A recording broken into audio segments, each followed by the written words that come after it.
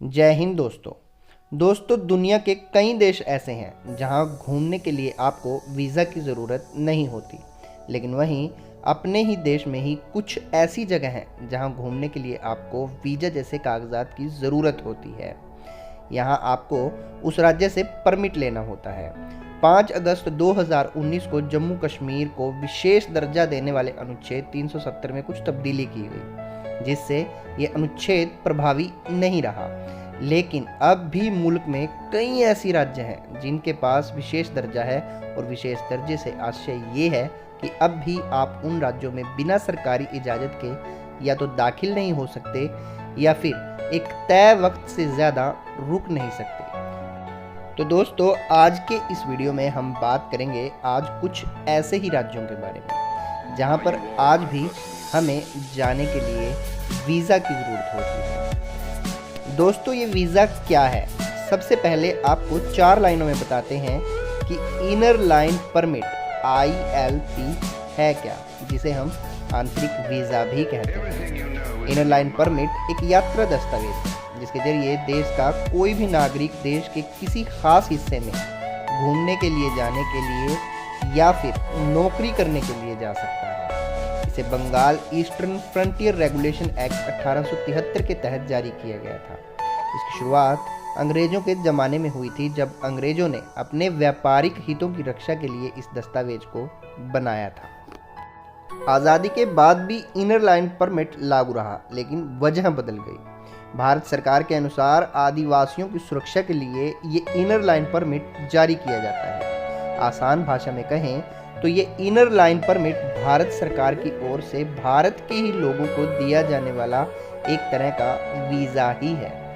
2 तरह के परमिट होते हैं। एक तो टूरिस्ट इनर लाइन परमिट, इसकी अवधि कम वक्त के लिए होती है, ये 1 हफ्ते के लिए जारी किया जाता है। जॉब इनर लाइन परमिट, इसकी अवधि ज़्यादा होती है, 1 साल का इनर लाइन परमिट बनाया जाता है। दोस्तों, भारत के 3 राज्य अरुणाचल प्रदेश, नागालैंड और मिजोरम, इन राज्यों के किसी भी हिस्से में जाने के लिए इनर लाइन परमिट की ज़रूरत होती है।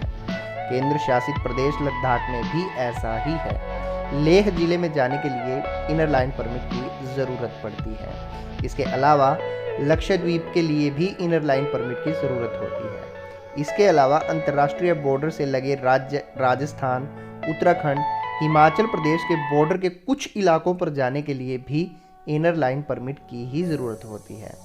पूर्वी सिक्किम के कुछ इलाकों में जाने के लिए भी इनर लाइन परमिट की ज़रूरत होती है। अरुणाचल प्रदेश में कहीं भी दाखिल होने पर इस परमिट की ज़रूरत पड़ेगी। ये परमिट अरुणाचल प्रदेश सरकार की सेक्रेटरी की ओर से जारी किया जाता है। दोस्तों, 1 नवंबर 2019 को पूर्वोत्तर के एक और राज्य मेघालय की कैबिनेट ने भारत के दूसरे राज्य में रहने वाले किसी भी नागरिक को 24 घंटे से ज़्यादा का वक्त बिताने के लिए मेघालय सरकार के पास रजिस्ट्रेशन करवाने का निर्णय किया। मेघालय सरकार ने Meghalaya residence safety and security act 2016 में बदलाव को मंजूरी दे दी और ये तत्काल प्रभाव से लागू भी किया गया। हालांकि केंद्रीय सरकार केंद्रीय कर्मचारियों और सरकारी कर्मचारियों को इस नियम से छूट मिली गई। तो चलिए दोस्तों, मैं आपको बता देता हूँ कि ये ILP बनेगा कहाँ पर। प्रतिबंधित क्षेत्रों की यात्रा के लिए ये दस्तावेज बनवाने के लिए आपको अपने साथ 10-20 पासपोर्ट साइज फ़ोटो और एक सरकारी पहचान पत्र की फ़ोटोकॉपी की ज़रूरत होती है। फ़ोटो सफ़ेद बैकग्राउंड वाली ही है। बाकी अच्छा हो कि आप अपने साथ पेन और फॉर्म पर फ़ोटो चिपकाने के लिए गम का छोटा डिब्बा रख लें। अक्सर ये चीज़ें अनचाही परेशानी बन जाती हैं। दोस्तों, ध्यान दें कि सरकारी पहचान पत्र में आपका पैन कार्ड मान्य नहीं है।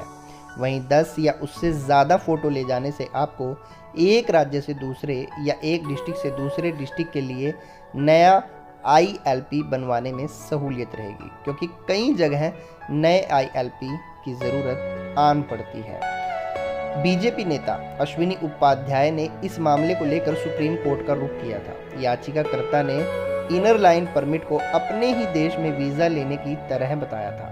उन्होंने संविधान के अनुच्छेद 14 समानता, 15 भेदभाव की मनाही, 19 स्वतंत्रता, 21 जीवन के मौलिक अधिकारों का उल्लंघन बताया था। उन्होंने दलील दी थी कि नगा आदिवासियों के संरक्षण के लिए ये परमिट बनाया गया, लेकिन यहाँ अब ईसाई ज़्यादा हो गए हैं। हालांकि सुप्रीम कोर्ट ने इस याचिका को खारिज कर दिया था। भारतीय संविधान की 6वीं अनुसूची वर्ष 1971 के मुक्ति संग्राम के बाद बांग्लादेश से बड़ी संख्या में बांग्लादेशी नागरिक भागकर भारत के पूर्वोत्तर राज्यों में पहुंचे थे। उसके बाद पूर्वोत्तर राज्यों में इनर लाइन परमिट की मांग को बल मिला था।